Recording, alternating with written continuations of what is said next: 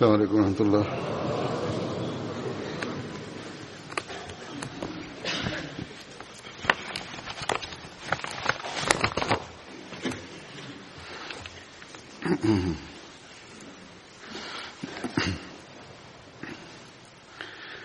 أشهد أن لا إله إلا الله وحده لا شريك له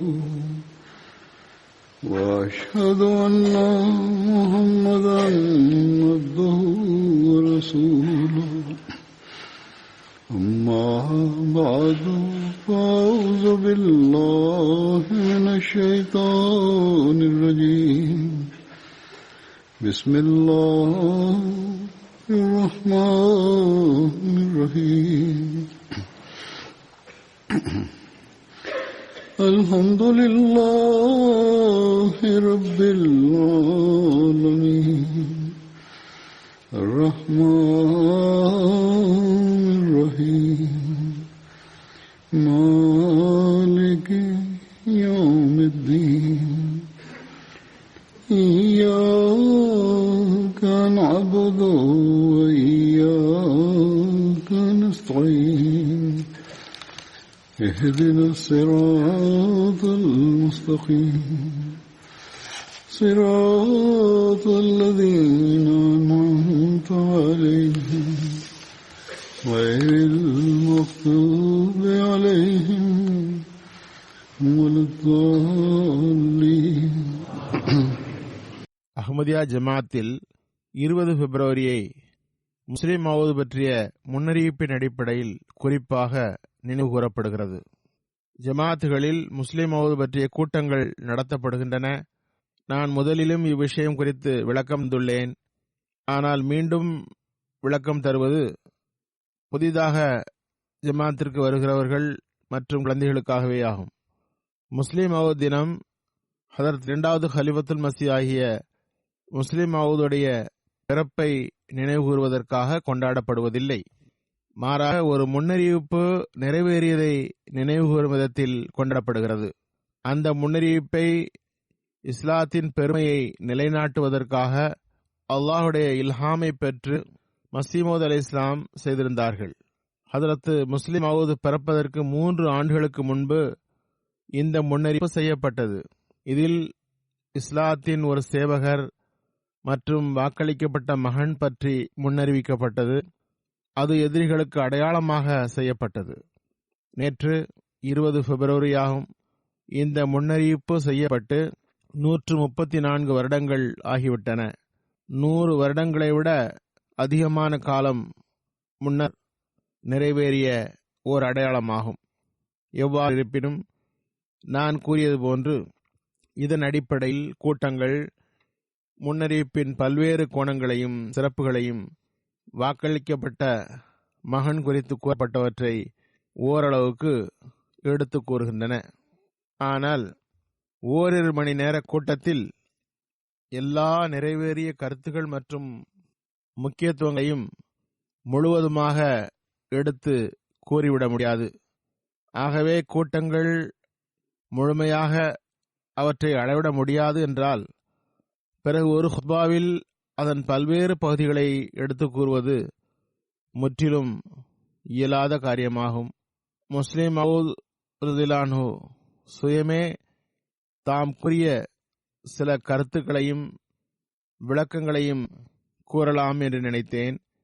அதிலிருந்து சில ஆதாரங்களை எடுத்து வைக்கின்றேன். ஹதரத் முஸ்லிம் மவ்ஊத் ரலியல்லாஹு அன்ஹுடைய கருத்துக்களை படிப்பதில் ஒரு ரசனையும் ஈர்ப்பும் உள்ளது. எவ்வாறு இருப்பினும் பல்வேறு ஆதாரங்கள் மூலம் தெளிவாவது இந்த முன்னறிவிப்பு ஹதரத் மஸீஹ் மவ்ஊத் அலைஹிஸ்ஸலாமுடைய முன்னறிவிக்கப்பட்ட மகனிடம் எவ்வளவு மகத்தான முறையில் நிறைவேறியுள்ளது என்றும் அதன் ஆழம் எவ்வளவு என்பதையும் கணிக்க முடியும்.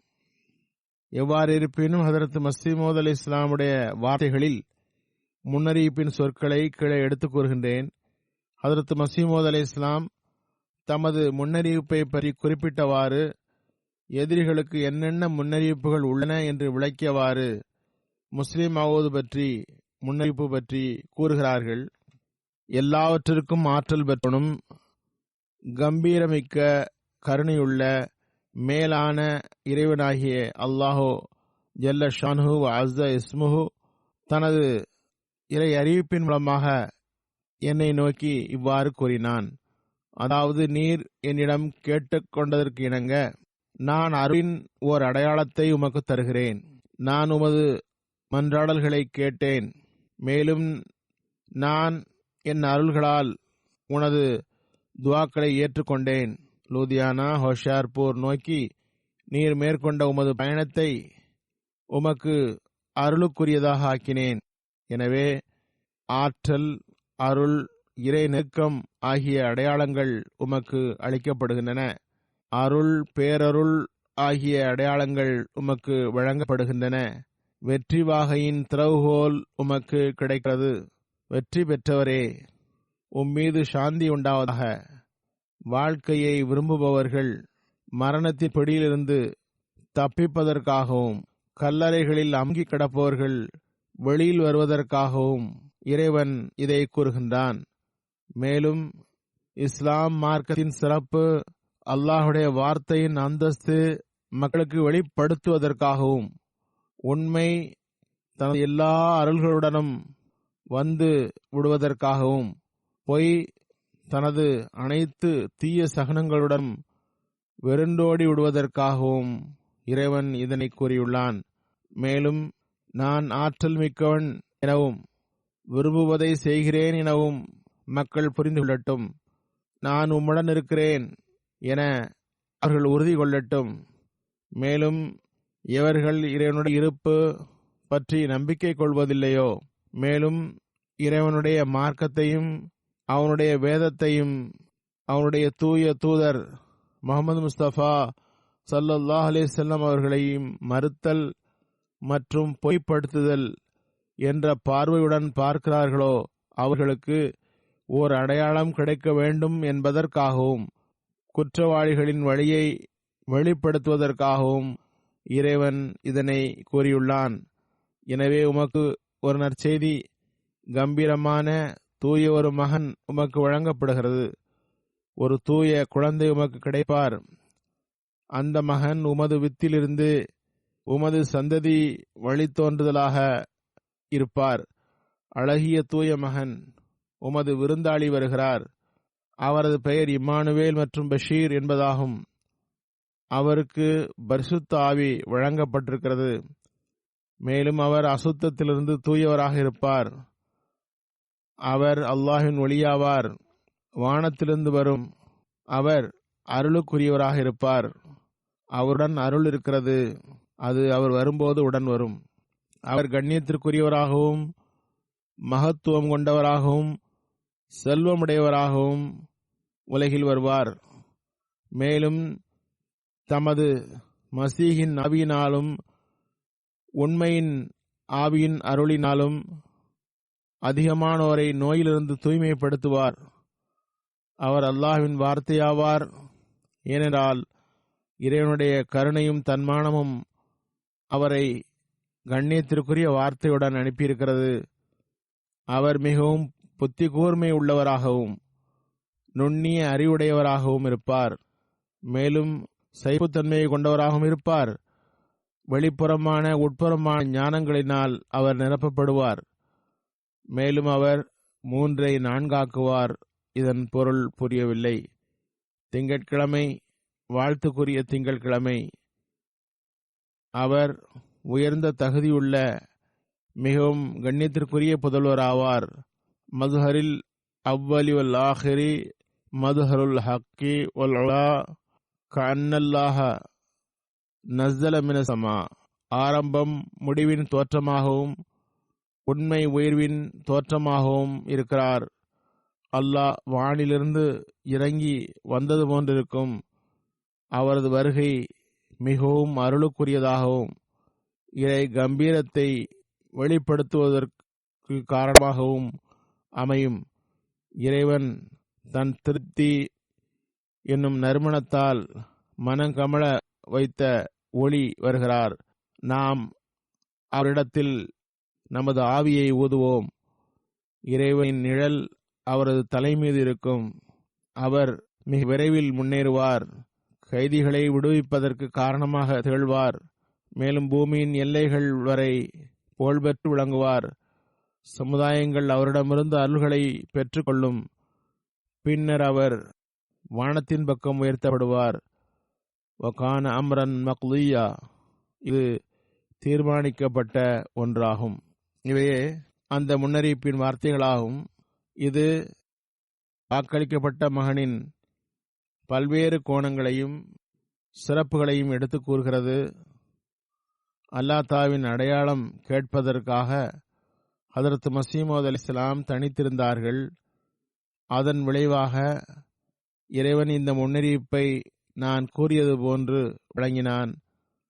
இந்த தனித்திருந்த இடம் பற்றி குறிப்பிட்டவாறு அவர்களின் துஆ ஏற்றுக்கொள்ளப்பட்டதன் விளைவாக வெளிப்பட்ட இல்ஹாமை குறிப்பிட்டவாறும், அதன் விளைவாக அன்னார் முன்னறிவித்த மகன் பற்றியும் முஸ்லிம் மவ்ஊத் விளக்குகிறார்கள்.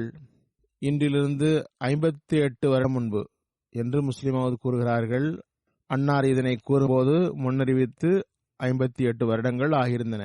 கூறுகிறார்கள், இன்றோ முன்னறிவிக்கப்பட்டு 59 வருடங்கள் தொடங்குகிறது. 20 பிப்ரவரி 1886 இந்த ஹோஷியார்பூர் நகரில் அன்னார் அங்கு சென்றிருந்தார்கள். எனவே கூறுகிறார்கள், இந்த ஹோஷியார்பூர் நகரில் இந்த இடத்தில், அந்த இடத்தில் அன்னார் அப்போது இருந்ததனால் அந்த இடத்தை சுட்டிக்காட்டியவாறு கூறினார்கள். இந்த இடத்தில் என் எதிரில் எத்தகைய வீடு இருக்கிறதென்றால் அந்த வீடு இருந்த இடம் தபீலா என்று அழைக்கப்பட்டது. அதன் பொருள் அது எவரது நிரந்தர தங்குமிடமும் அல்ல, மாறாக ஒரு தலைவரின் அதிகப்படியான வீடுகளில் ஒரு வீடாக இருந்தது.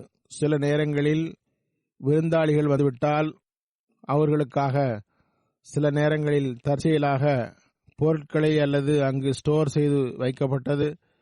தேவைக்கு ஏற்ப விலங்குகளும் அடைத்து வைக்கப்பட்டன. ஒரு அதிகமான ஒரு அறை வெளியில் இருந்தது. காதியானுடைய ஒரு அடையாளம் தெரியாத மனிதன், அவரை காதியான் மக்கள் கூட முழுமையாக அறிந்திருக்க மாட்டார்கள். மக்களின் எதிர்ப்பை பார்த்து, பொதுவாகவும் இஸ்லாத்தின் நிறுவனர் மீது கொண்ட எதிர்ப்பையும் கண்டு அந்த மனிதர் இறைவன் முன்னிலையில் தனித்திருந்து அவனிடம் உதவியும் அடையாளமும் வேண்டி அமர்ந்தார். 40 நாள் மக்களை விட்டு தனித்திருந்து அவர் தனது இறைவனிடம் துஆ வேண்டினார். 40 நாள் துஆவுக்கு பிறகு இறைவன் அவருக்கு ஒரு அடையாளம் தந்தான். அந்த அடையாளமாவது, நான் உன்னிடம் தந்த வாக்குறுதியை நிறைவேற்றுவது மட்டுமின்றி உனது பெயரை உலகில் எல்லை வரை எட்ட வைப்பேன். இன்னும் சொல்வதாயின், இந்த முன்னறிவிப்பை முழுமையாக நிறைவேற்றுவதற்காக உமக்கு ஒரு மகனையும் வழங்குவேன். அவர் சில சிறப்பு பண்புகளை கொண்டவராக இருப்பார். அவர் இஸ்லாத்தை உலகில் எல்லை வரை பரப்புவார். இறை வார்த்தைகள் அடிப்படையில் புரிய வைப்பார். அவர் இறை அருளின் அடையாளமாக இருப்பார். அவர் மார்க்க மற்றும் உலகியல் அறிவுகளை, இஸ்லாத்தினை பரப்புவதற்கு அவசியமான அறிவுகளை வழங்கப்படுவார். எந்த வகையிலாவது அவருக்கு அல்லாஹ் நீட வாழ்நாள் வழங்குவான். எந்த அளவுக்கு என்றால் அவர் உலகில் எல்லை வரை பிரபல்யமடைவார். இன்று எந்த நாடுகளில் அஹ்மதியா ஜமாஅத்து நிலை நாட்டப்பட்டுள்ளதோ அங்கு இந்த முன்னறிவிப்பின் புகழும் மகத்தான மகன் பற்றிய முன்னறிவிப்பின் பிரபல்யமும் காணப்படுகிறது. இந்த மகத்தான மகன் பற்றிய முன்னறிவிப்பை கேட்டு எதிரிகள் தமது ஆட்சேபனையை தொடங்கினர். இது என்ன முன்னறிவிப்பு? எவரும் இவ்வாறு அறிவிக்க முடியும்? எனக்கு ஒரு மகன் பிறப்பான் என்று கூற முடியும் என்றனர். இதற்கும் ஹதரத் மஸீஹ் மவ்ஊத் அலைஹிஸ்ஸலாம் பதில் கூறினார்கள். அதனை பற்றி எடுத்துரைத்தவாறு முஸ்லிம் மவ்ஊத் ரலியல்லாஹு அன்ஹு கூறுகின்றார்கள், ஒரு பிரசுரம் வெளியிடப்பட்டதும் எதிரிகள் ஆட்சேபனையை தொடங்கினர். 22 மார்ச் 1886 அன்னார் ஒரு பிரசுரம் வெளியிட்டார்கள். எதிரிகளின் ஆட்சேபனையாவது, இதுபோன்ற முன்னறிவிப்புகளை எவ்வாறு நம்ப முடியும்? எனக்கு ஒரு மகன் பிறப்பான் என்கிறார். மக்களுக்கு மகன் பிறப்பதே இல்லையா? எங்காவது ஒருத்தர் வேண்டுமானால் மகன் இல்லாமல் இருக்கலாம். அல்லது ஒருவருக்கு மகள்கள் மட்டுமே இருக்கலாம். ஆனால் பொதுவாக மக்களுக்கு மகன்கள் பிறக்கத்தான் செய்கிறார்கள். அதையெல்லாம் ஒரு சிறப்பான அடையாளமாக கூற முடியுமா? இவருக்கு ஒரு மகன் பிறந்தாலும் கூட அதனால் உலகில் அவர் மூலம் இறைவனது சிறப்பான அடையாளம் வெளிப்பட்டதாக எவ்வாறு நிரூபணமாகும் என்பது அவர்களின் ஆட்சேபனையாகும். ஆனால் இந்த ஆட்சேபனைக்கு பதிலளித்தவாறு ஹதரத் மஸீஹ் மவ்ஊத் அலைஹிஸ்ஸலாம் 22 மார்ச் பிரசுரத்தில் கூறினார்கள், இது வெறுமே முன்னறிவிப்பு அல்ல, மாறாக மகத்தான வானத்து அடையாளமாகும். இதனை சிறப்பும் கம்பீரமும் பொருந்திய இறைவன் நம்முடைய கண்ணியத்திற்குரிய ரவுஃபுர் ரஹீம் ஆகிய முஹம்மது முஸ்தபா ஸல்லல்லாஹு அலைஹி வஸல்லமுடைய உண்மையை நிரூபித்து காட்டுவதற்காக வெளிப்படுத்தியிருக்கின்றான். ஹதரத் மஸீஹ் மவ்ஊத் அலைஹிஸ்ஸலாம் இந்த பிரசுரத்தில் கூறினார்கள், பிஃபضலிஹி தஆலா வ இஹ்சானிஹி வ பரகாத்திஹி ஹதரத் ஹாத்தமுல் அம்பியா, சிறப்புமிக்க இறைவன் எனது துஆவை ஏற்றுக்கொண்டவாறு தனது அருள் மற்றும் கருணையாலும் ஹாத்தமுல் அம்பியா ஸல்லல்லாஹு அலைஹி வஸல்லமுடைய பரக்கத்தாலும் அந்த இறைவன் எனது துஆவை ஏற்றுக்கொண்டவாறு ஒரு வாழ்த்துக்குரிய ரூஹை அனுப்புவதாக வாக்களித்தான். அவரது உட்புற வெளிப்புற பர்க்கத்துகள் முழு உலகிலும் பரவும் என்றான். எனக்கு ஒரு மகன் பிறப்பான் என்று மட்டும் கூறினாலும் கூட தன்னளவில் அது ஒரு முன்னறிவிப்பே ஆகும்.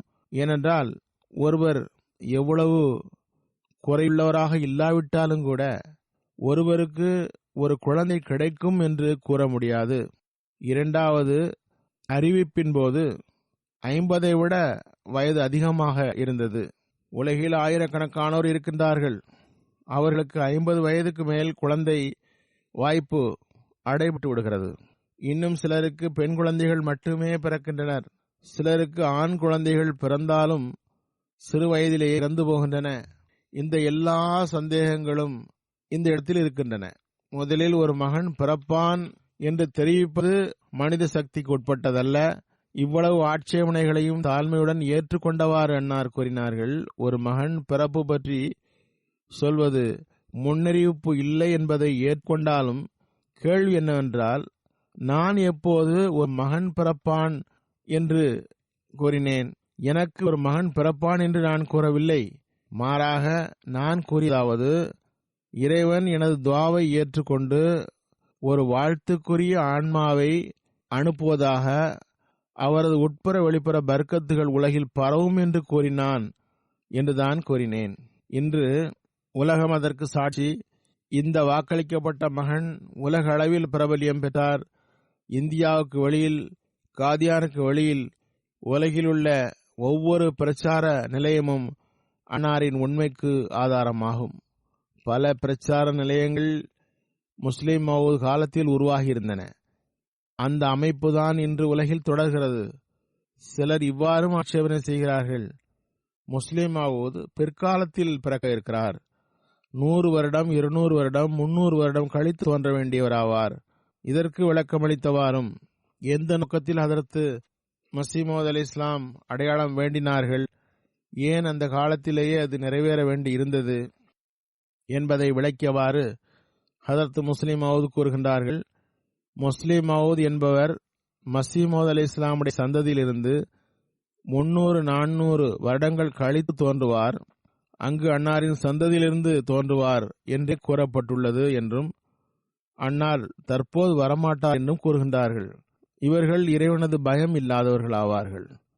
காரணம், இவர்கள் முன்னறிவிப்பின் சொற்களை பார்ப்பதில்லை, அதன் மீது கவனம் செலுத்த வேண்டும். ஹதரத் மஸீஹ் மவ்ஊத் அலைஹிஸ்ஸலாம் எழுதுகிறார்கள், இப்போது இஸ்லாத்தின் மீது ஆட்சேபனை செய்யப்படுகிறது. இஸ்லாம் தன்னகத்தில் அடையாளங்களை வெளிப்படுத்த சக்தி பெற்றிருக்கவில்லை என்று கூறுகின்றனர். இந்த வகையில் பண்டிட் லேக்ராம் ஆட்சேபனை செய்தார், இஸ்லாம் உண்மை என்றால் அடையாளம் காட்டுங்கள் பார்ப்போம். இந்தர்மான் ஆட்சேபனை செய்தார், இஸ்லாம் உண்மை என்றால் அடையாளம் காட்டுங்கள். அன்னார் இறைவன் முன் குனிகிறார்கள், எனது இறைவா, நீ ஒரு அடையாளம் காட்டுவாயாக. அந்த அடையாளம் மூலம் அடையாளம் வேண்டுபவர்கள் இஸ்லாத்தை ஏற்க வேண்டும். இந்தர்மான் முராதாபாதி போன்றோர் இஸ்லாத்தை ஒப்புக்கொள்ளும் வகையில் அடையாளம் காட்டுக. இந்த ஆட்சேபனை செய்பவர்கள் ஹதரத் மசீமோத் அலைஹிஸ்ஸலாம் இறைவனிடம் துஆ செய்த போது, உமக்கு இன்றிலிருந்து 300 வருடம் கழித்து ஒரு மகனை தருவேன், அவர் மூலம் இஸ்லாத்தின் உண்மையை நிரூபிப்பேன் என்று கூறியதாக கூறுகின்றனர். உலகில் எந்த மனிதனாவது இதனை அறிவுடைய கூற்றாக கருத முடியுமா? முழுக்க முழுக்க அறிவற்ற கூற்றாகும். ஒரு மனிதனுக்கு கடும் தாகம் எடுக்கிறது. அவர் ஒரு வீட்டு வாசலில் நின்று, சகோதரரே, எனக்கு கடும் தாகமாக உள்ளது, இறைவனுக்காக எனக்கு சிறிது தண்ணீர் போகட்டுங்கள் என்று கேட்கிறார். வீட்டுக்காரர், சாஹிபே, பதராதீர், நான் அமெரிக்காவுக்கு கடிதம் எழுதியிருக்கிறேன், இந்த வருட கடைசிக்குள் உயர் ரக எசன்ஸ் வந்துவிடும், அடுத்த வருடம் உங்களுக்கு ஷர்பத்து செய்து தருகிறேன் என்று பதில் தருகிறார். இதனை பைத்தியத்திலும் பைத்தியம் கூட இவ்வாறு கூறமாட்டார்.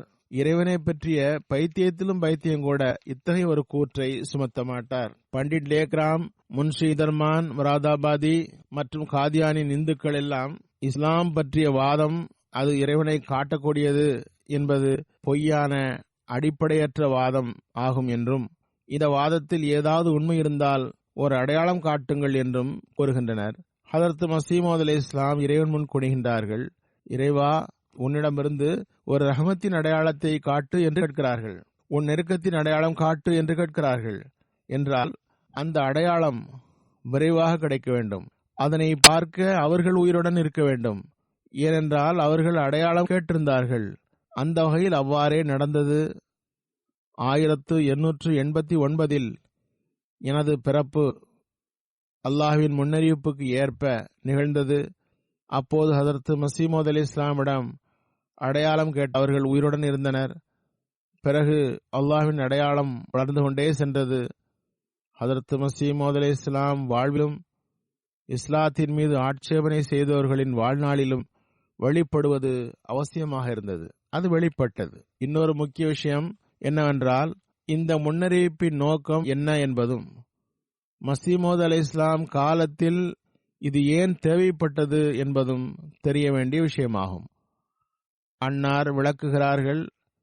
அன்னாரின் பௌதீக மகன் பிறக்க வேண்டிய அவசியம் என்ன, அவரிடம் இந்த முன்னறிவிப்புகள் நிறைவேற வேண்டிய அவசியம் என்ன என்பதை பற்றி அன்னார் ஆட்சேபனைகளை பற்றி குறிப்பிட்டவாறு கூறுகின்றார்கள்.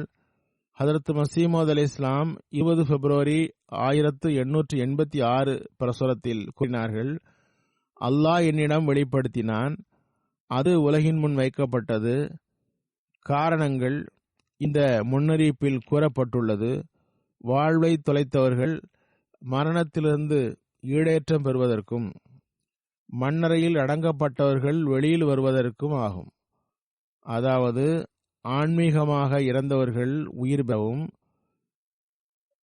வேண்டும். இன்று 400 வருடங்கள் கழித்து நடக்கும் என்று கருதினால், மேலும் இதனை விளக்கியவாறு கூறுகின்றார்கள். அதன் பொருள் என்னவென்றால், இன்று வாழ்வை தொலைத்தவர்கள் அவ்வளவுதான், 400 வருடம் கழித்து உயிர்ப்பிக்கப்படுவார்கள் என்றால், இந்த சில்லா தனித்திருத்தல் முற்றிலும் தவறானதாகும். அந்த தனித்திருத்தல் செய்யப்பட்டதன் நோக்கம், இன்று இஸ்லாமிய மார்க்கத்தை மறுப்பவர்களின் முன் இஸ்லாம் பற்றி உயிருள்ள அடையாளம் வெளிப்பட வேண்டும்.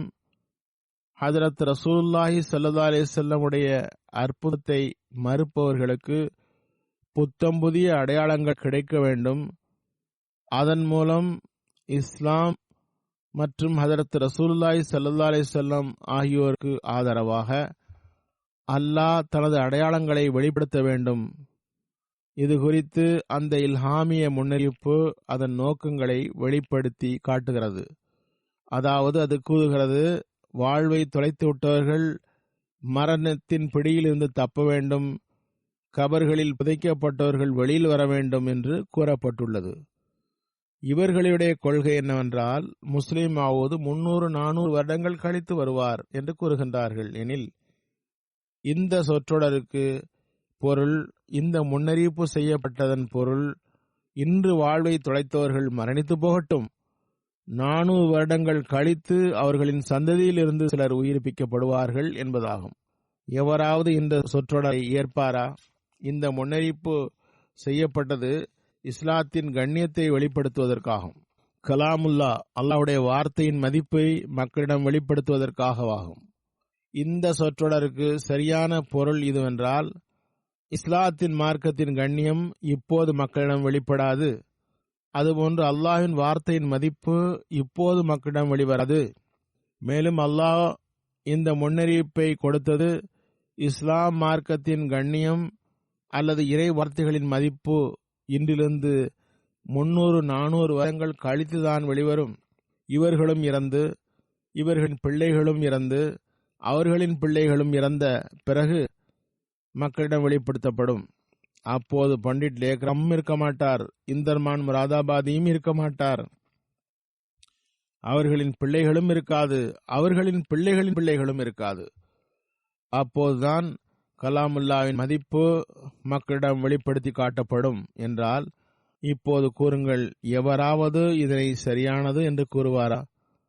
மூன்றாவது, இந்த முன்னறிவிப்பு செய்யப்பட்ட காரணம் ஹதரத் மஸீஹ் மவ்ஊத் அலைஹிஸ்ஸலாம் கூறுகின்றார்கள், உண்மை தனது பர்க்கத்துகளுடன் வர வேண்டும், பொய் தனது சகுனங்களுடன் ஓடிவிட வேண்டும்.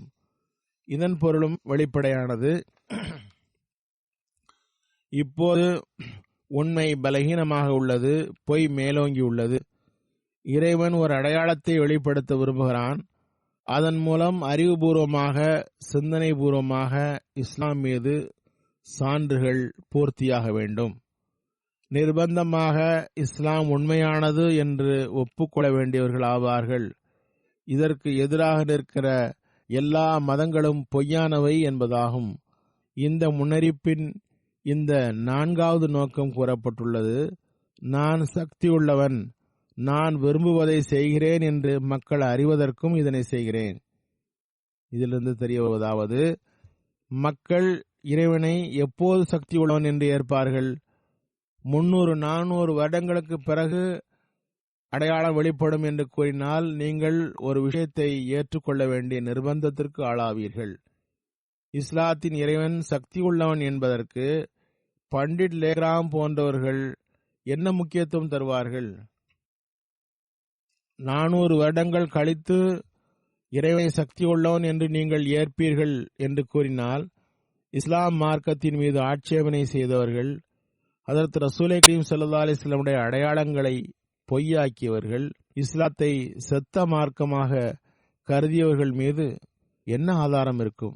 400 வருடங்கள் கழித்து நிறைவேற வேண்டிய முன்னறிவிப்பை பார்த்து இவர்கள் எவ்வாறு இறைவன் சக்தி உள்ளவன் என்று நம்புவார்கள்? இந்த வாயளவிலான வாதங்களை எங்களால் ஏற்க முடியாது என்றே கூறுவர். 400 வருடங்கள் கழித்து அவ்வாறு நடக்கும் என்கிறீர்களா? இதனைத்தான் ஒவ்வொருவரும் கூற முடியுமே. எங்கள் முன் அடையாளங்கள் காட்ட வேண்டும், அதன் மூலம் இஸ்லாத்தின் இறைவன் வல்லமை மிக்கவன் என்று நிரூபிக்க வேண்டும் என்பார்கள். பிறகு இவர்கள் முன்னால் இது நிறைவேற வேண்டிய முன்னறிவிப்பாக இருந்தது. நாம் கூறியதன் நோக்கம் மக்கள் திட உறுதி கொள்ள வேண்டும், நான் உங்களுடன் உள்ளேன் என்று கூறுவதாகும். அதாவது அல்லாஹ் ஹதரத் மஸீஹ் மவ்ஊத் அலைஹிஸ்ஸலாமுடன் இருக்கின்றான் என்று காட்டுவதற்காக இருந்தது. இந்த முன்னறிவிப்பு 400 வருடங்கள் கழித்து நிறைவேறக்கூடியதாக இருந்தால், ஹதரத் மஸீஹ் மவ்ஊத் அலைஹிஸ்ஸலாமுடன் அல்லாஹ் இருக்கிறான் என்று அக்கால மக்கள் எவ்வாறு திட உறுதி கொள்வார்கள்?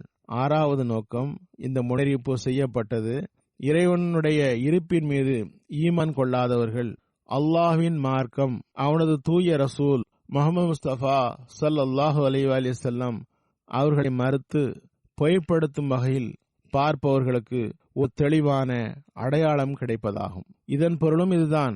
எனது காலத்தில் இஸ்லாத்தை பொய்ப்படுத்துபவர்களுக்கு முன் இந்த முன்னறிவிப்பு செய்கிறேன், இஸ்லாத்தின் உண்மைக்கு தெளிவான அடையாளம் கிடைக்க வேண்டும். ஆனால் கிடைப்பதோ 400 வருடங்கள் கழித்து. தற்காலத்தில் வாழ்பவர்களுக்கு கிடைக்காது.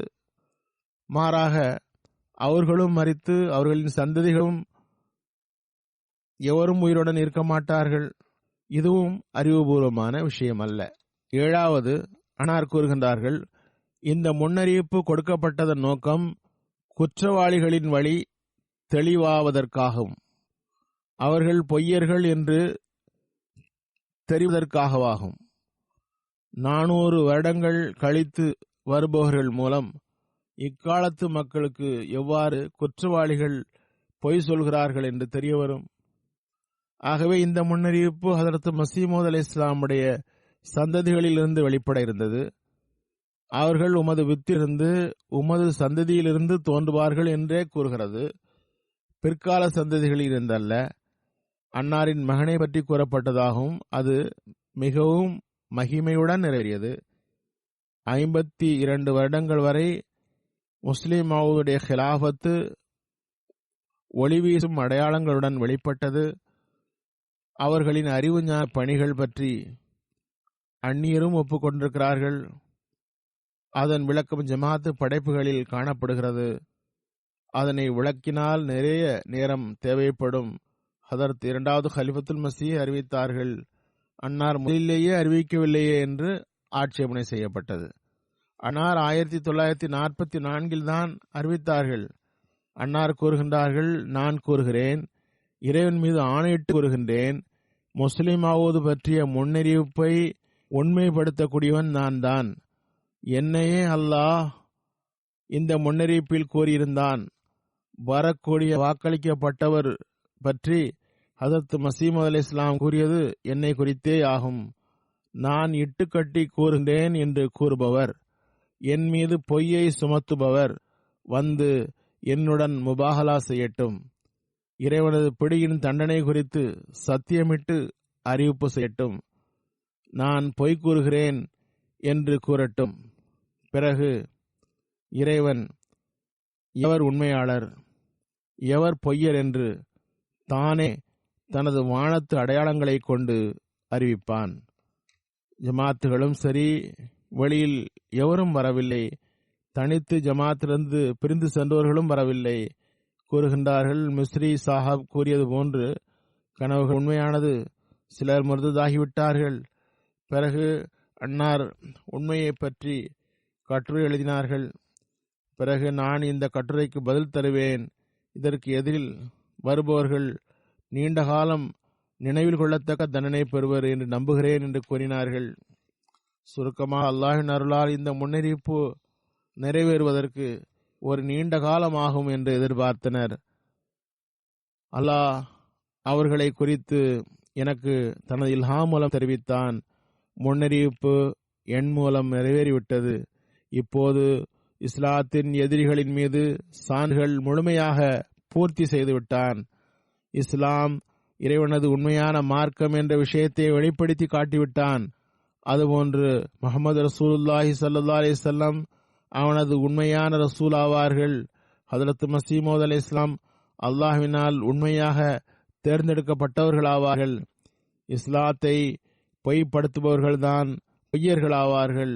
ஹதரத் முஹம்மது ரசூலுல்லாஹி ஸல்லல்லாஹு அலைஹி வஸல்லம் அவர்களை பொய்யர் என்று கூறுபவர்கள்தான் பொய்யர்களாவார்கள்.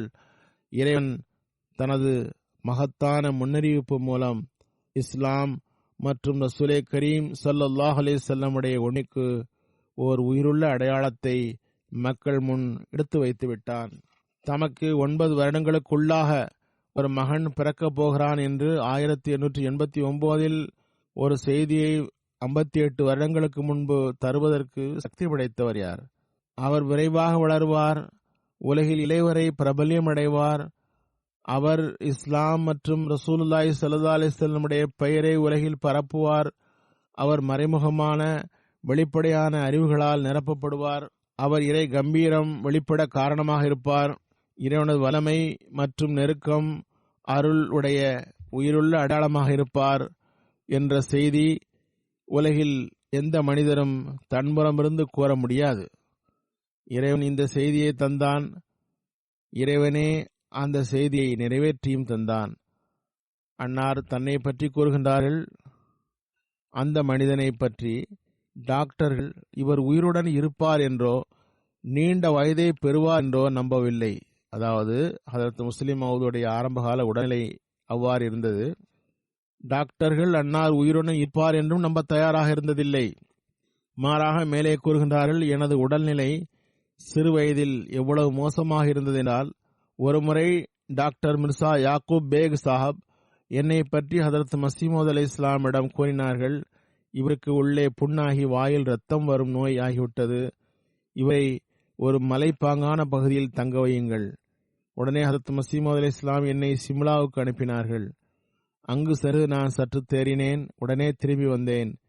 எனவே உடல்நிலை ஒரு நாள் கூட நன்றாக இல்லாத ஒரு மனிதனை இறைவன் உயிருடன் வைத்தான். காரணம், அவர் மூலமாக தனது முன்னறிவிப்புகளை நிறைவேற்றவும் இஸ்லாம் மற்றும் அஹ்மதியத்து பற்றிய உண்மைக்கு நிரூபணம் மக்களுக்கு கிடைப்பதற்காகவும் அவ்வாறு செய்தான். பிறகு அந்த மனிதர் வெளிப்படையான அறிவை எங்கிருந்தும் பெறவில்லை. இறைவன் தனது மலக்குகள் மூலம் அவருக்கு கற்றுத்தந்தான். திருக்குர்ஆனின் பொருளை புரிய வைத்தான். அது எந்த மனிதனின் எண்ணத்திலும் வர இயலாத ஒன்றாக இருந்தது. அந்த அறிவை இறைவன் எனக்கு வழங்கினான். ஆன்மீக சுனை எனது உள்ளத்தில் பொங்கியது.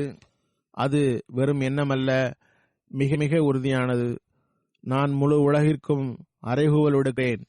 உலகில் எவராவது ஒருவர் இறைவன் தமக்கு குர்ஆன் கற்றுத்தந்ததாக வாதிப்பார் என்றால் நான் அவருடன் போட்டியிட தயாராக உள்ளேன். அக்காலத்தில் அன்னார் இந்த அறைகூவல் விடுத்தார்கள். கூறுகின்றார்கள், நான் அறிகிறேன், உலகில் என்னை தவிர வேறு எவரும் திருக்குர்ஆன் இறைவனால் கற்றுத்தரப்பட்டதாக வாதிக்க இயலாது. இறைவன் எனக்கு திருக்குர்ஆனின் அறிவை வழங்கினான். இக்காலத்தில் திருக்குர்ஆனை கற்றுத்தருவதற்கு ஆசிரியராக என்னை நியமித்தான். நான் ஹதரத் முஹம்மது ஸல்லல்லாஹு அலைஹி வஸல்லம் மற்றும் திருக்குர்ஆனின் பெயரை உலகில் எல்லை வரை எட்ட வைப்பதற்காக நியமித்தான். மேலும் உலகில் உள்ள எல்லா பொய்யான மதங்களையும் வெற்றி கொள்ள நியமித்தான். அவர்கள் இறைவன் தந்த எல்லா சக்திகளையும் ஒன்று சேர்ந்து கொள்ளட்டும். கிறிஸ்தவ அரசரும் அவரது ஆட்சியும் ஒன்று சேர்ந்து கொள்ளட்டும். ஐரோப்பாவும் அமெரிக்காவும் ஒன்று சேர்ந்து கொள்ளட்டும். உலகில் பெரும் பெரும் செல்வந்தர்கள் சமுதாயங்கள் ஒன்று சேர்ந்து கொள்ளட்டும். அவர்கள் எனது இந்த வேலையில் தோல்வியடைய செய்ய சேர்ந்து முயற்சிக்கட்டும். பிறகு கூட நான் இறைவன் மீது ஆணையிட்டு கூறுகிறேன், அவர்கள் எனக்கு எதிரில் செயலிழப்பர். இறைவன் எனது துஆ மற்றும் முயற்சியின் முன் இவர்களுடைய எல்லா திட்டங்கள், சூழ்ச்சிகள், தந்திரங்களையும் மண்ணோடு மண்ணாக்குவான். இறைவன் என் மூலம் அல்லது எனது மாணவர்கள் மூலம் இந்த முன்னறிவிப்பின் உண்மையை நிரூபித்து காட்டுவதற்காக ஹதரத் ரசூலுல்லாஹி ஸல்லல்லாஹு அலைஹி வஸல்லமுடைய பெயரின் அன்பளிப்பால் உண்மையான இஸ்லாத்தின் கண்ணியத்தை நிலைநாட்டுவான். அதுவரை உலகை விடவே மாட்டான். இஸ்லாம் தனது முழுமையான மகிமையுடன் உலகில் நிலைபெறும் வரை விடமாட்டான். ஹதரத் முஹம்மது ஸல்லல்லாஹு அலைஹி வஸல்லம் உலகில் மீண்டும் உண்மையான நபி என்று காட்டாமல் விடமாட்டான். இது சாதாரண பணியல. அன்னாரின் 52 வருட காலகட்ட ஒவ்வொரு பொழுதிலும் இந்த அடையாளத்தை வெளிப்படுத்தி காட்டக்கூடிய ஒரு அடையாளமாகும். அன்னார் கூறுகின்றார்கள், எனது நண்பர்களே, நான் இறைவன் அறிவிக்காத எந்த கண்ணியத்தையும் விரும்பவில்லை.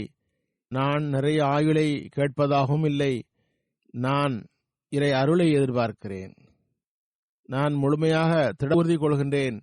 ஹதரத் ரசூலே கரீம் ஸல்லல்லாஹு அலைஹி வஸல்லம் மற்றும் இஸ்லாமுடைய நிலைநிறுத்தலுக்காகவும் இஸ்லாத்தை அதன் கால்களில் நிலைநிறுத்துவதற்காகவும் கிறிஸ்தவத்தை ஒழிக்கவும் எனது வருங்கால வாழ்வு உடைய எஞ்சிய பகுதியும் ஷைத்தானுடைய தலையை நசுக்கக்கூடிய கிறிஸ்தவத்தை ஒழிக்கின்ற கால்களில் ஒரு கால் என்னுடையதாக இருக்கும் இன்ஷா அல்லாஹு தாலா.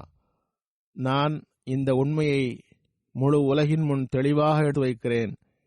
இந்த குரல் வானங்கள் பூமியின் இறைவனின் குரலாகும். இந்த விருப்பம் வானங்கள் பூமியின் இறைவனின் விருப்பமாகும். இந்த உண்மை ஒருபோதும் அழியாது அழியாது அழியாது. இஸ்லாம் உலகில் ஜெயித்தே தீரும் இன்ஷா அல்லாஹ் தாலா. கிறிஸ்தவத்தை உலகில் நமது தாக்குதலிலிருந்து காப்பாற்ற எந்த உதவியாளனும் இல்லை. எமது கைகளால் அதற்கு தோல்வி ஏற்படும்.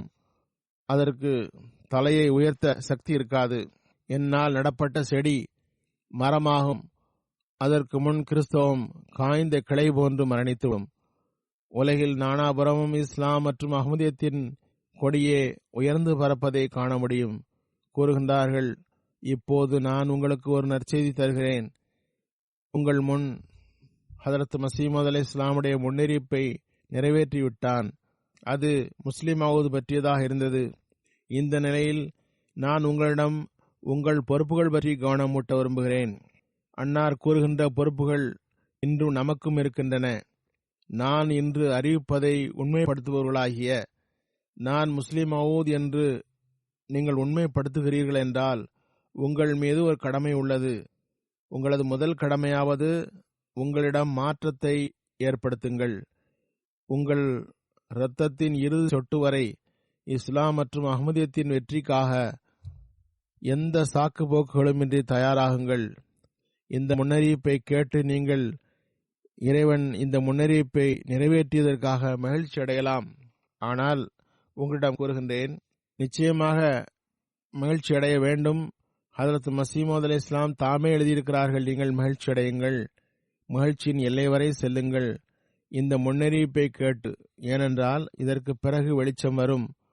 எனவே உங்களை மகிழ்ச்சி அடைவதிலிருந்து நான் தடுக்கவில்லை. நீங்கள் மகிழ்ச்சி கொண்டாடுங்கள். ஆனால் அந்த மகிழ்ச்சியில் உங்கள் பொறுப்புகளை மறந்து விடாதீர்கள். இறைவன் எனக்கு கனவில் காட்டினான், நான் வேகமாக ஓடுகிறேன், பூமி எனது கால்களுக்கு கீழே பின்னால் நோக்கி செல்கிறது. இவ்வாறு நான் என்னிடம் இல்ஹாம் மூலமாக நான் விரைவாக வளருவேன் என்று செய்தி அறிவித்தான். எனவே இதுவே விதியாகும். நான் முன்னேற்றத்தின் பக்கம் வேகமாக செல்வேன். அத்துடன் உங்கள் மீது ஒரு கடமை உள்ளது. நீங்கள் உங்கள் பாதத்தையும் வேகமாக்குங்கள். உங்கள் சுறுசுறுப்பு இன்மையை விட்டுவிடுங்கள். எனது பாதத்துடன் தனது பாதத்தையும் வைப்பவருக்கு வாழ்த்துக்கள். விரைவாக முன்னேற்றம் பாதையில் அவர் ஓடி வருகிறார். இறைவன் அந்த மனிதன் மீது கருணை காட்டுவானாக. சோம்பல் கவனமின்மையை பயன்படுத்தி தனது பாதத்தை வேகமாக வைக்காதவரை இறைவன் கருணை காட்ட வேண்டும். மைதானத்தில் முன்னேறுவதற்கு பதில் நயவஞ்சகர் போன்று தமது பாதத்தை பின்னோக்கி வைக்கின்றார்கள். நீங்கள் முன்னேற விரும்பினால், உங்கள் பொறுப்பை சரியாக புரிந்தால் அடிக்கடி என்னுடன் வருவீர்கள். அதன் மூலம் முஹம்மது ஸல்லல்லாஹு அலைஹி வஸல்லம் உடைய கொடியை குஃப்ரின் இதயத்தில் ஊன்ற வேண்டும். பொய்யை உலகை விட்டு முற்றிலும் துடைத்து விட வேண்டும். இன்ஷா அல்லாஹ் அவ்வாறே நடக்கும். பூமியும் வானமும் அகன்று விடலாம், ஆனால் இறைவனது வார்த்தை ஒருபோதும் அகன்று விடாது. அல்லாஹ் நமக்கு வாய்ப்பு தருவானாக. நாம் பணி செய்பவர்களாக இருப்போமாக. முஸ்லிம் மவுத் தின கூட்டம் மட்டுமே நடத்துவோராக இல்லாமல் இருப்போமாக. இஸ்லாத்தின் செய்தியை உலகில் எடுத்து வைப்போமாக. நாம் கூட்டம் நடத்துகிறோம் என்பதில் மட்டுமே மகிழ்ச்சி அடைந்து விடக்கூடாது. உண்மையான முறையில் ஹதரத் மஸீஹ் மவ்ஊத் அலைஹிஸ்ஸலாம் எந்த பணிக்கு அனுப்பப்பட்டார்களோ அந்த பிரச்சாரத்தை முன்னெடுத்து செல்பவர்களாக வேண்டும். அதற்காக நிறைய முன்னறிவிப்புகள் செய்திருக்கிறார்கள். அதில் ஒன்று முஸ்லிம் மவ்ஊத் பற்றிய முன்னறிவிப்பாகும். அன்னார் பணிகளில் ஒரு பணியை மட்டும் கூறுகின்றேன். வெளிப்படையான மறைமுகமான அறிவுகளால் நிரப்பப்படுவார் என்பதும் ஒரு முன்னறிவிப்பாகும். அதன் ஒரு பொலிவை உங்களுக்கு நான் எடுத்துக் கூற விரும்புகிறேன். ஹதரத் முஸ்லிம் மவ்ஊத் ரஸியல்லாஹு அன்ஹு உடைய நூல்கள் சொற்பொழிவுகளின் தொகுப்பு அன்வாருல் உலூம் என்ற பெயரில் வெளியிடப்படுகிறது. நிறைய தொகுப்புகள் வெளிவந்து விட்டன. உருது தெரிந்தவர்கள் படிக்க வேண்டும்.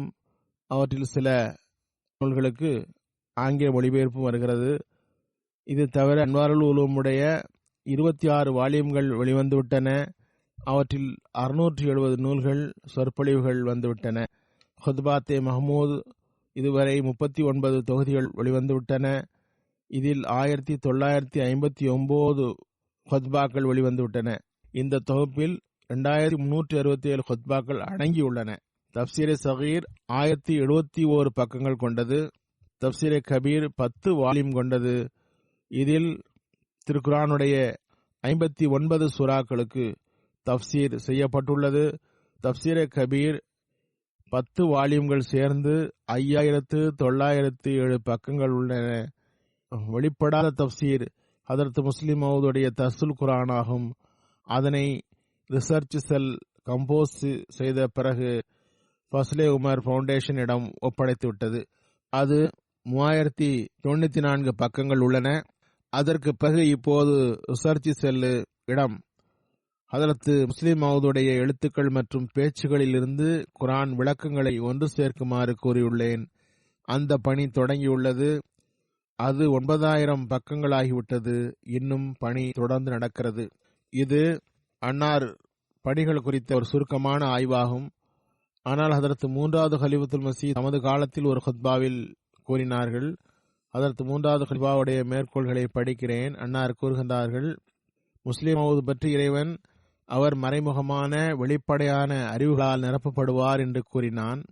நான் நிறைய விவரங்களை தொகுத்தேன். ஆனால் இப்போது அதன் ஒரு குறிப்பு மட்டுமே கூற முடியும். அதனை இப்போது நான் தயார் செய்து வைத்துள்ளேன். அது இவ்வாறாகும். விரிவுரை பற்றி கூறுவதாயின் தஃப்சீர் கபீர் ஒரு வியத்தகு தஃப்சீராகும்.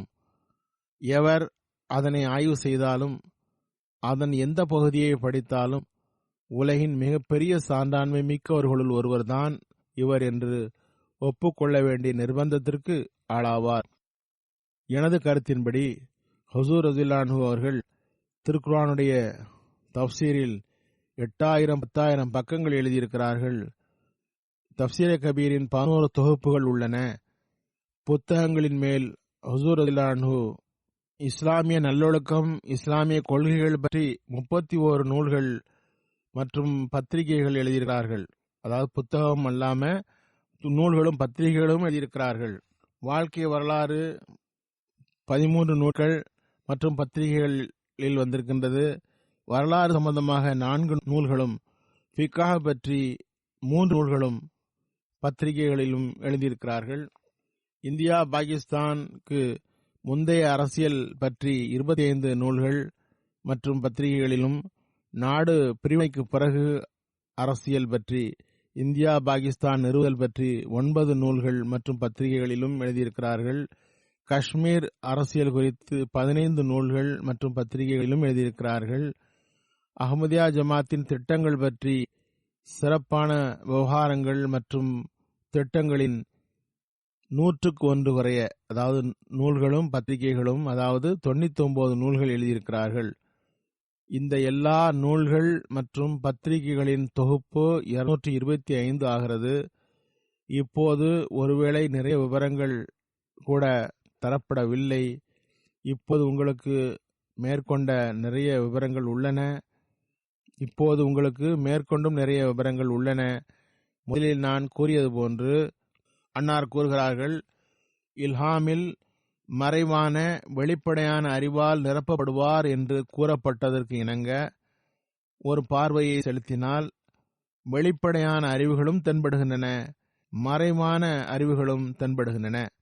பிறகு இன்னொரு ஞானம் என்னவென்றால், ஏதாவது ஒரு நூலை அல்லது பத்திரிகைக்கு எழுதும்போது ஒவ்வொருவரும் அதனைவிட அதிகமாக யாரும் எழுத முடியாது என்றே கூறுவர். அரசியலை அவர்கள் தலைமை வகித்த போது, அன்னார் தலைமையில் ஆலோசனை வழங்கிய போது, பெரும் எதிர்ப்பாளர்கள் கூட அன்னாரின் ஒப்புமையற்ற தகுதியை ஒப்புக்கொள்ளும் நிர்பந்தத்திற்கு ஆளானார்கள். சுருக்கமாக, ஹுசூர் ரலியல்லாஹு அன்ஹுடைய வெளிப்படையான அறிவும் உட்புற அறிவும் கொண்டு நிரப்பப்படுவார் என்பது பற்றிய ஒரு பெரிய விபரமாகும் என்று கூறியவாறு ஹதரத் 3வது கலீஃபத்துல் மஸீஹ் கூறுகிறார்கள், அவர்களில் 1000ல் ஒரு பகுதி கூட என்னால் செய்ய முடியாது. மேலோட்டமாக இதனை கூறிவிட்டு முடித்துக் கொள்கிறேன். அல்லாஹ்வுடைய ஆயிரக்கணக்கான ரஹமத்துகள் அவர்கள் மீது உண்டாகட்டும். ஒவ்வொரு பொழுதிலும் அன்னாரின் தகுதியை உயர்த்தி கொண்டே செல்வானாக. மேலும் ஹதரத் மஸீஹ் மவ்ஊத் அலைஹிஸ்ஸலாமுடைய இந்த மகன் போன்று இஸ்லாத்தை பரப்புவதில் ஒரு வலியை உள்ளத்தில் உருவாக்குவோமாக. இஸ்லாத்தின் சேவைக்காக எப்போதும் தயாராக இருப்போமாக. மார்க்கத்திற்கு தொண்டாற்றாதவர்களுடன் இல்லாமல் இருப்போமாக. முஸ்லிம் மவ்ஊத் யாரை குறித்து உங்கள் காலத்தில் இந்த இயக்கம் கெட்ட பெயருக்கு ஆளாகிவிட வேண்டாம் என்று கூறினார்களோ அவர்களை போன்று ஆகாமல் இருப்போமாக. நான் இந்த இயக்கத்திற்கு கெட்ட பெயர் ஏற்படுத்துபவராக இன்றி இயக்கத்திற்கு மென்மேலும் தொண்டு செய்பவராக ஆவோமாக. தொழுகைக்கு பிறகு 2 காயிப் ஜனாசா தொழுவிப்பேன். ஒன்று கண்ணியத்திற்குரிய மரியம் அஸ்ஸபத் சாஹிபா, இவர் கண்ணியத்துக்குரிய முல்க் உமர் அலி கோஹர் சாப் முல்தானுடைய தலைவர் மற்றும் முன்னாள் முல்தானுடைய அமீருடைய இரண்டாவது துணைவியார் ஆவார். 86 வயதில் ஒரு விபத்தினால் வஃபாத்தாகிவிட்டார். இன்னா லில்லாஹி வ இன்னா இலைஹி ராஜிஊன். இதில் இவரது மகளும் லிப்டில் இருந்தார். அங்கு விபத்து நடந்தது. லிப்ட் செயலிழந்ததனால் காயமுற்றார். ஆஸ்பத்திரியில் இருக்கிறார். அவரை காப்பாற்ற முடியவில்லை. இவர் ஒரு ஜெர்மன் பெண்மணி ஆவார். ஹம்பர்க்கில் இருந்தார். 1934 பிறந்தார். 1952 பையத் செய்தார். முல்க் உமர் அலி கோகர் சாஹப் உடன் இவருக்கு திருமணம் நடந்தது. பிறகு பாகிஸ்தான் வந்துவிட்டார். பிறகு அவர் மரணித்த பிறகு ஜெர்மனி வந்துவிட்டார். பிறகு மீண்டும் பாகிஸ்தான் சென்று விட்டார். வசியத்தின் அருளுக்குரிய திட்டத்தில் இணைந்திருந்தார். தொழுகை நோன்புகளை பேணி வந்தார். குறித்த நேரத்தில் தொழுவதில் பேணுதல் இருந்தது. நல்ல கணக்கு வைத்திருந்தார். சூரியன் மறையும் போதும் உதிக்கும் போதும் திருக்குரானை முறையாக ஓதி வந்தார். முறையாக நோன்பு பிடித்து வந்தார். இவரது சந்ததிகள் கூறுகின்றார்கள், எமது தந்தையுடன் இவர்களுக்கு 1952 திருமணம் நடந்தது. அப்போது ஜெர்மனியில் ஜமாத்துடைய முரப்பியாக இருந்த கண்ணியத்திற்குரிய அப்துல் லத்தீப் சாப் பையத்தும் வாங்கி நிக்காகும் நடத்தி தந்தார்கள். திருமணத்திற்கு பிறகு பாகிஸ்தான் வந்துவிட்டார். பிள்ளைகள் கூறுகின்றனர், எங்களது முதல் தாயாராகிய முல்க் உமர் அலி சாப் உடைய மூத்த மனைவி சையதா பேகம் சாஹிபாவும் இவர்களை கண்ணியமாக நடத்தினார்கள். பாகிஸ்தான் வந்து தொழுகை, திருக்குரான் ஓதுதல் இவற்றை ஆரம்பித்தார்கள். அவர்களுக்கு ஓதித்தர ஒருவரை ஏற்பாடு செய்யப்பட்டது. அதற்கு மசீமோத் அலை இஸ்லாமுடைய இஸ்லாமிய போதனைகளின் தத்துவஞானம் என்ற நூலை அன்னார் முதலில் படித்தார்கள். இவர் பாகிஸ்தான் வந்ததனால் ஆங்கிலமும் உருதும் பேச பழகிக் கொண்டார்கள். நன்றாக புரிந்து கொள்ளவும் முடிந்தது. இவருக்கு ஒரு மகன் ஒரு மகள் இருந்தார்கள். அவர்களுக்கு திருமண வேலை வந்தபோது முல்க் சாபுடைய முதல் மனைவியாகிய சையதா பேகம் சாஹிபாவிடம் முடிவெடுக்கும் உரிமையை தந்துவிட்டார். நீங்கள் சிறந்ததாக கருதுபவரை திருமணம் செய்து வையுங்கள் என்று கூறிவிட்டார். அவர்களின் வயிற்றில் தாரிக் அலி, மகள் தாஹியா சாஹிபா இருந்தார்கள். அல்லாஹ் மர்ஹூமிடம் மன்னிப்பு மற்றும் கருணையின் நடைமுறையை காட்டுவானாக, அவர்களின் தகுதியை உயர்த்துவானாக. இரண்டாவது ஜனாசா நேசத்துக்குரிய ஜாஹித் பார்ஸ் சாஹப் 12 வயதில் வஃபாத்தாகிவிட்டார். இன்னா லில்லாஹி வ இன்னா இலைஹி ராஜிஊன். தாரிக் நூரி மற்றும் அத்தியத்துல் அசீஸ் ஹதீஜா உடைய மகன் ஆவார். நேசத்திற்குரிய ஜாஹிதுடைய தாய்வழி பாட்டனார் ஃபாரூக் அகமது கான். இவர் நவாப் அமத்துல் ஹபீஸ் பேகம் சாஹிபாவுடைய மகன் வழி பேரனாவார், மூத்த பேரன். அவரும் எழுதியிருக்கிறார். மேலும் பலரும் எழுதியிருக்கிறார்கள். அவருடன் சேர்ந்து 4 பையன்கள். இவர்களில் இந்த பையன் பல சிறப்புகளை கொண்டவனாக இருந்தார். அதிக சீர்திருத்தம், நற்செயல் மற்றும் கிலாபத்துடன் ஆழிய பற்று உடையவனாக இருந்தார். எனக்கு தொடர்ந்து கடிதம் எழுதி வந்தான். எப்போதும் பரீட்சை மற்றும் மற்ற விஷயங்களுக்காக எனக்கு தொடர்ந்து கடிதம் எழுதி வந்தான். அஹ்மதியாக இருப்பதில் ஒரு பெருமிதம் இருந்தது. பாகிஸ்தானில் அஹ்மதியாக இருப்பதும் ஸ்கூலில் கூறுவதும் பெரிய விஷயமாகும். மேலும் ஹுத்பாக்களை தொடர்ந்து கேட்பான். வக்ஃபின் அவ்வாக இருந்தான். கிளாஸ்களுக்கு செல்வான். அவனது வயதுக்கு ஏற்ற வக்ஃபேனோ பாடத்திட்ட பகுதி நினைவில் இருந்தது. ஹஜ்ரத் மஸீஹ் மவ்ஊத் அலை இஸ்லாமுடைய கசீதா நினைவில் இருந்தது. ஜமாத் சந்தாக்களில் தாரிகே ஜதீத், வக்ஃபே ஜதீதில் பங்கெடுத்தான். தொடர்ந்து பங்கெடுத்தான். சுயமே செய்வான். தொழுகை மையத்துக்கு சென்று ஜமாத்துடன் தொழுவதில் கவனம் இருந்தது. ஃபஜ்ருக்கு பிறகு தொடர்ந்து திருக்குரான் ஓதினான். உடனுள்ள சிறுவர்களும் நல்ல குரல் வளம் இருந்ததாக எழுதியிருக்கிறார்கள். 7வது வகுப்பு படித்து வந்தான். வீட்டில் ஜெனரேட்டர் தீ பிடித்து அவனுக்கு காயம் ஏற்பட்டது. குணமாகி வந்தது. இவன் குணமாகி வருவதாக டாக்டர்களும் கூறினர். புண் ஆறுவதாக கூறினார்கள். ஆனால் பிறகு இன்ஃபெக்ஷன் ஆகிவிட்டது. எதனால் இன்ஃபெக்ஷன் ஆனது தெரியவில்லை. இதனால் மற்ற பகுதிகளிலும் அதன் தாக்கம் ஏற்பட்டது. இந்த இன்ஃபெக்ஷனால் ஆஸ்பத்திரியிலேயே வஃபாத் ஆகிவிட்டான். அல்லாஹ் இந்த மர்ஹூமான குழந்தை நிச்சயமாக இந்த வயதில் குற்றமற்ற சிறுவனான இவன் சொர்க்கவாதி ஆவான். எனினும் தனது அன்பிற்குரியவர்களின் அருகில் இடம் தருவானாக. அவனது தாய்தான் வளர்த்து வந்தார். தந்தையார் வாழ்நாள் முழுக்க ஏனென்று கேட்கவில்லை. அந்த தாய் தனித்து விட்டார். தாய் மற்றும் தாய் வழி பாட்டனார் மற்றும் பாட்டி இவன் வளர்த்தார்கள். அவர்களுக்கு அல்லாஹ் பொறுமையையும் தைரியத்தையும் தருவானாக. அவர்களுக்கு இது ஒரு பெரும் துக்கமாகவும் சகித்து கொள்ள வாய்ப்பு தருவானாக. பையனது தாய்வழி பாட்டியாகிய தாஹிரா பேகம் சாஹிபாவாகிய மரியம் பேகம் சாஹிபாவின் மகளுக்கு நான் கூறியது போன்று விபத்தில் காயம் ஏற்பட்டு ஆஸ்பத்திரியில் அவரும் இருக்கிறார். அவருக்கு அல்லாஹ் ஆரோக்கியமும் ஆன வாழ்வை வழங்குவானாக. அவருக்கு மற்ற பிள்ளைகள் மகிழ்ச்சியையே வழங்குவார்களாக. ஒரு பையன் எழுதுகிறான், ஜாஹிதிடம் ஒரு நல்ல பழக்கம் உண்டு. நோயுற்ற நிலையிலும் மருத்துவமனையில் எப்போதும் நான் தொழுது விட்டேனா என்று கேட்டு வந்தான். சில நேரங்களில் மயக்கமாக இருந்தான். விழித்தபோது தொழவில்லை என்று சொன்னால் உடனேயே படுத்த நிலையிலேயே தொழத் தொடங்கி விடுவான் என்று அவனது கசீன் தாரிக் அலி கோஹர் சாவுடைய மகன் கூறுகிறார். அல்லாஹ் தாலா அவரது தகுதியை உயர்த்துவானாக. அவரது தாயார் மற்றும் தாய் வழி பாட்டனார் பாட்டி ஆகியோருக்கு தைரியமும் பொறுமையும் வழங்குவானாக.